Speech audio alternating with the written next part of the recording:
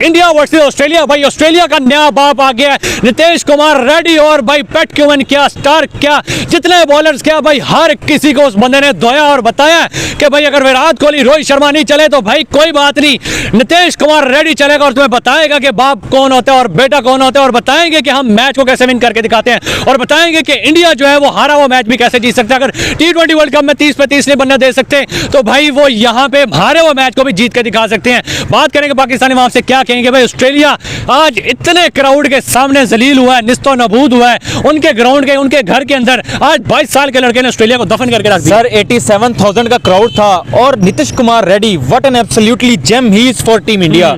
जिस तरह का वो स्टार है, नौजवान है, 21 साल उसकी उम्र है, बॉलेंडो रिच है पूरा, इसका मुंह इतना जो है ना वो मोटा, उसके अलावा मिचेल स्टार्क भाई आज तो ओवर ही नहीं दे रहे थे, स्पिनर से ओवर करवाया, मिचेल स्टार्क ओवर नहीं दिए। उसके अलावा पैट कमिंस की बात करें, हर किसी को उसने हिटें लगाई हैं और क्लीन हिटें लाइक अ ब्लेड। सर जो उसने चौका लगाया ना और 100 किया ना, सीधा स्ट्रेट चौका लगाया उसने, और जो भी उसने हिटिंग की है सर क्लीन हिटिंग, कहीं पे जो है ना वो हमें ये नहीं लगा कि तुक्का है, कहीं पे नजर नहीं आएगा तुक्का है। और उसने जिस तरह की इनिंग्स खेली है ना, ये सदियों याद रखी जाएगी। कार्लोस ब्रैथवेट का नाम लिया था ना, remember the name in the history of cricket, तो in the history of West Indies, तो यहाँ पे इंडिया की हिस्ट्री में रिमेंबर रखा जाएगा और ऑस्ट्रेलिया की हिस्ट्री में रिमेंबर किया जाएगा इसका नाम। भाई एक 21 साल का यंगस्टर जिसका डेब्यू भी ऑस्ट्रेलिया के पिचेस के ऊपर होता है, और वो अगर इतना जेम निकल के सामने आया ना, तो he is phenomenal, great and outstanding, और उसके टैलेंट में कहीं भी कमी नहीं है हमें देखने को मिली है, क्योंकि उसने ऑस्ट्रेलिया पिचेस के ऊपर डेब्यू किया, ना सिर्फ डेब्यू किया, हर मैच के अंदर, हर इनिंग्स के अंदर स्कोर किया उसने, हर इनिंग्स के अंदर 40+ रन किए और टीम इंडिया का सहारा बना है। बैटिंग में नीतीश कुमार रेड्डी और बॉलिंग में Jasprit Bumrah, they are two phenomenal for team India for BGT 2024 अगर किसी के नाम जाती है ना, जसप्रीत बुमराह तो जो है ना वो पुराने भाई हैं, एक्सपीरियंस भी रखते हैं, लेकिन 2024 का प्लेयर ऑफ द मैच है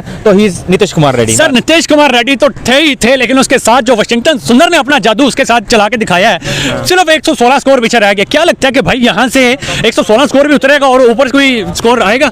मुझे लग रहा है अगर सिराज साथ दे देता ना तो फिर नीतीश कुमार रेड्डी का 200 का रोकड़ा तो आराम से आ जाना है। अगर वो 50-60 बॉलें खेल जाए, रन एक भी ना करे, लेकिन विकेट को रोक के रखे और नीतीश रेड्डी को सामने रखे, अगर नीतीश रेड्डी फिर भी जाना वो सिराज आउट हो जाता है, तो फिर भी 50-60 रन की जो ट्रेल है ना उनकी, और 120-16 की ट्रेल बाकी है, तो वो 50-60 रन के ऊपर लाके खड़ी कर देंगे। ऐसी बात नहीं कि 100 से ऊपर ट्रेल रह जाएगी। और भाई जसप्रीत बुमराह जो 4th इनिंग में बॉलिंग करता है ना, हाय हाय हाय, मैजिकल बॉलिंग सर जिसको कहते हैं। आपको याद होगा 3rd टेस्ट जहां पे ड्रॉ किया था, वहां पे इंडिया ने ऑस्ट्रेलिया के 87 या 89 के ऊपर 7 खिलाड़ी आउट कर दिए थे वहां पे, और ऑस्ट्रेलिया ने ड्रॉ कर दिया था, डर के ड्रॉ कर दिया था कहीं पे, ड्रॉ वो सॉरी डिक्लेयर कर दिया था।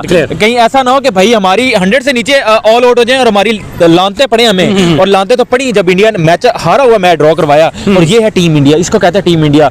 भाई जहां पे ये लोग हारे होते हैं वहां पे ये ड्रॉ कर देते हैं, जहां पे ये हारने नहीं देते, हारते नहीं है बस। ये एक पिंक बॉल वाला जो टेस्ट है वो हार गए हैं, तो ये ऑस्ट्रेलिया वालों के ये चलो सही है कि भाई तोहफे में दे दिया यार, ये लो बच्चों तुम ले लो। लेकिन यार जो जेम ने किया ना, जो नीतीश कुमार रेड्डी ने किया, उसका भाई फादर उसके क्राउड में बैठा हुआ था यार, क्या प्राउडरी मूवमेंट होगा यार उसके फादर के लिए। उसका फादर हर बॉल के ऊपर ऐसे आंखें अपनी बंद कर रहा है यार, फिनोमिनल। उसकी स्टोरी जो है ना वो बहुत स्ट्रगलिंग है, बहुत ही इंटरेस्टिंग है और बहुत ही लविंग स्टोरी है, और क्या यंग नौजवान है, इतना सा लगता है यार। और उसने आज माइटी ऑस्ट्रेलियन बॉलिंग लाइनअप को तहस-नहस करके रखा। सर क्या कहेंगे, ये वो भाई हैं जिन्होंने कहा था कि भाई इंडिया हार जाएगी, आज जो सिचुएशन आपको सामने दिख रही है, सर क्या कहेंगे? आज आपने न्यूट्रल होकर बात करनी है, किसी तरह की कोई जो है वो, अब मैंने पिछले इंटरव्यू में मैंने कहा था कि मतलब ऑस्ट्रेलिया जीत जाएगा टेस्ट। अच्छा। लेकिन मतलब जो कुमार है उसने मुझे गलत साबित कर दिया, उसने गलत साबित किया, उसने अपनी परफॉर्मेंस से मुझे गलत साबित किया। और अगर इंडिया ने ऑस्ट्रेलिया को 200 के नीचे लाकर खड़ा कर दिया, तो मेरा नहीं ख्याल कि ऑस्ट्रेलिया जीत पाएगा। भाई ने जो बात की ना परफॉर्मेंस की, आउट ऑफ द वे जाके परफॉर्मेंस हुई है, कोई बंदा यकीन नहीं कर रहा था। बिलीव करे कि मैं भी उठाऊं, तो जब देखा तो मुझे लगा कि इंडिया की ऑल आउट होगी, ऑस्ट्रेलिया बैटिंग कर रही होगी या फॉलो ऑन इंडिया के ऊपर हो रहा होगा, लेकिन जब मैंने देखा कि सिर्फ 7 आउट है और 300 कुछ रन है, तो यार मैं भी एक दफा चौंक गया यार। मैंने कहा कि मैं दोबारा नींद में तो नहीं हूँ यार। तो भाई जो नीतीश कुमार रेड्डी ने कर दिया ना, इंडिया वाला कोई भी मेन प्लेयर नहीं कर सकता था। रोहित शर्मा की यहाँ पे बात करेंगे, वो जो है ना वो कब से आउट ऑफ फॉर्म गया हुआ है, जब से T20 वर्ल्ड का फाइनल हुआ है। उसके अलावा विराट कोहली जो है ना फॉर्म में नहीं आ रहा, तो टीम इंडिया स्ट्रगल कर रही थी, लेकिन नीतीश कुमार रेड्डी उनको चाहिए था, वो उनको बैटिंग में मिल गया। उसके अलावा ऋषभ पंत उनको मिला हुआ है, जायसवाल भी दोबारा फॉर्म में आ गया। तो मुझे लग रहा है टीम इंडिया ये मैच भी जीतेगी, WTA का फाइनल भी खेलेगी। सर आप क्या कहेंगे कि भाई इंडिया नामुमकिन को मुमकिन बना सकता है? वो तो बना सकते हैं और बना के दिखाया भी है। और बनाकर दिखाया नहीं है, इंडिया ने बनाया भी है और बनाकर दिखाया भी है। मतलब उसका ट्रैक रिकॉर्ड देख लो तो उसने ऐसे मैचेस जीते हैं। ये नहीं है कि आप ये नहीं कह सकते कि आप वन साइडेड ही इंडिया जीतते वन साइडेड। कितने परसेंटेज देंगे आप इंडिया को कि मैच जो है वो इंडिया के हाथ में है? अब पहले मैं कह रहा था कि 40% कह रहा था, अब मैं 80% की तरफ अब 80% कह रहे हैं कि इंडिया जो है ये मैच जीत सकता है। मुझे ये बताएं पेट क्यूमन, एक मिचेल स्टार्क कहाँ गए, इनका गुरूर कहाँ गया? इतना करोड़ 87,000 करोड़ के सामने नीतीश कुमार रेड्डी 22 साल का लड़का, इंडिया के यंग टैलेंट के बारे में क्या कहेंगे? वो नो डाउट कि इंडिया का यंग टैलेंट आ रहा है और ये नहीं है कि मतलब आप ये नहीं कह सकते कि इंडिया के पास कोई टैलेंट नहीं है। इंडिया ने अपनी क्रिकेट को डेवलप किया है, उसने मतलब नीचे जो लेवल है ना उस लेवल से उठाया है अपनी क्रिकेट को।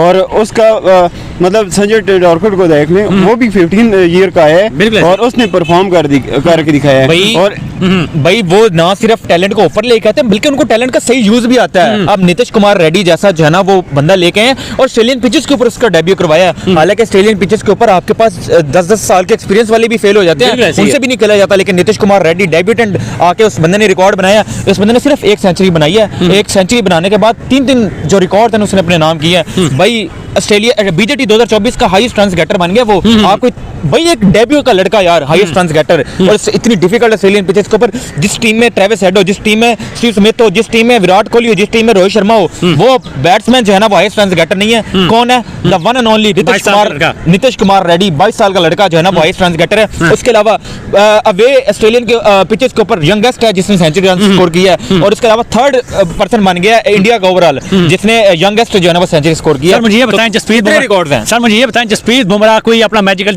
जादू दिखा पाएंगे? क्योंकि अब बैटिंग ने तो काम करके दिखा दिया, बॉलिंग का क्या कहेंगे कि कोई 100-150 से नीचे करवाएंगे? 4th इनिंग का मैंने आपको बताया, जसप्रीत बुमराह जो है ना वो फिनोमिनल होके आता है। और यार अगर उसको एक बॉलर और साथ मिल गया जो कि नहीं मिल रहा, जो कि पिछले 2 मैचेस से नहीं मिल रहा, पिंक बॉल से नहीं मिल रहा, अगर उसको मिल गया ना एक सिराज का या आकाशदीप का साथ मिल गया तो मैं कहता हूं ऑस्ट्रेलिया वालों को भागने के लिए रास्ता भी नहीं मिलेगा। क्या हमने भागना किधर से? ठीक हो गया सर। अब आप और अब मैं आपको एक बात बता दूं कि मतलब कुमार ने कहां पर परफॉर्म किया? ऑस्ट्रेलिया की ऐसी पिच पर परफॉर्म किए जहां पर पाकिस्तानी जो मतलब सीनियर प्लेयर हैं वो डर कर खेलते हैं। वो मतलब 20 नहीं बना सकते जहां पर उसने 100 बनाया है।